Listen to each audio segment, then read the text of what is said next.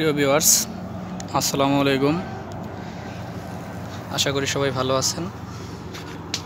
তো আজকে আপনাদের সাথে কথা হবে যে বাড়ন্ত পর্যায়ে পেঁপে বড় করার জন্য কোন ভিটামিনটা ব্যবহার করা যাবে না আর কোনটা ব্যবহার করা যাবে এই বিষয় নিয়ে। তো অনেকে আমার কাছে জানতে চেয়েছেন যে আমার পেঁপে মোটামুটি 1 কেজি সাইজের হয়ে গেছে, আমি কি এখন বড় বা পাকানোর মেডিসিন ব্যবহার করতে পারবো কি না। তো তাদের উদ্দেশ্যে আজকের এই ভিডিও।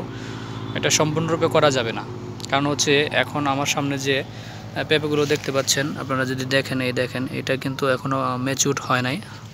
700 গ্রাম থেকে 1 কেজি হবে আর কি সর্বোচ্চ। তো এগুলাতে জিব্রেলিক অ্যাসিড এই গ্রুপের কোনো বর্ধনশীল পিজার ব্যবহার করা যাবে না। আমি আবারও বলছি, এই গ্রুপের কোনো বর্ধনশীল ওষুধ বা কীটনাশক যাই কিছু বলেন না কেন ব্যবহার করা যাবে না। তার কারণ একটাই, এই জিব্রেলিক অ্যাসিডের একটা ধর্ম হচ্ছে যে এটা কেবল পরিপক্ক ফলে ব্যবহার করা যাবে, তাছাড়া ব্যবহার করা যাবে না। যদি আপনি অপরিপক্ক ফলে ব্যবহার করেন তাহলে ফলটা কীভাবে পুড়ে যাবে, একদম ফলটা পুড়ে হার্ড হয়ে যাবে আর কি, অনেক শক্ত। দেখবেন যে কচি কচি যে ফলগুলো রয়েছে এগুলো কিন্তু একদম হার্ড হয়ে যাবে।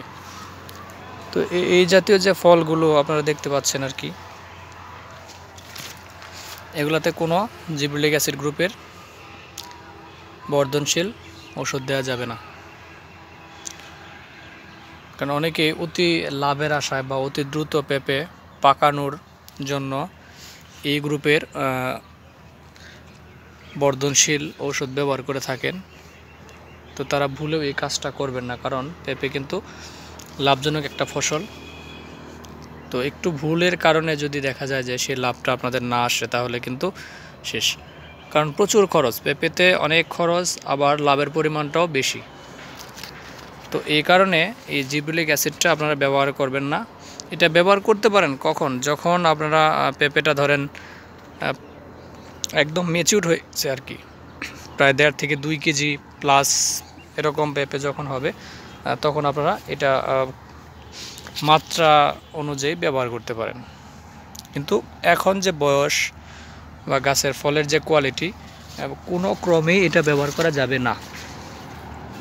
অনেকে অতি লাভের আশায় দেখা যায় জোয়ারগুলি যাতে বেশি আসে সেজন্য ব্যবহার করতে চান। তো তাদের উদ্দেশ্যে আমি বলতে চাই যে এটা কখনো করবেন না। আপনাদের যদি প্রয়োজন মনে হয় যে ফল বা ফুলের মাত্রা বাড়াবো, সেক্ষেত্রে আপনি গোড়াতে সার রাখেন, তাহলে অটোমেটিকলি দেখবেন গাছে ফল বেশি আসবে। কারণ আমার গাছ যদি সুস্থ থাকে সেক্ষেত্রে ফল আসবে ইনশাল্লাহ। তো এই ছিল মূলত আসলে আজকের আলোচনা। তো আপনারা যারা আমার ভিউয়ার্স রয়েছেন তারা এইভাবে কাজগুলো করেন। তো আমি চাই যে সবসময় আপনারা সঠিক ব্যবস্থাপনার মাধ্যমে আপনার বাগানের যত্ন করেন, তাহলে ইনশাল্লাহ আপনি কাঙ্ক্ষিত লক্ষ্যে পৌঁছাতে পারবেন। তো আজকের আলোচনা নয়, পরবর্তী নতুন নতুন বিষয় নিয়ে আপনাদের সাথে কথা হবে। সে পর্যন্ত সবাই ভালো থাকেন, সুস্থ থাকেন। আল্লাহ হাফেজ।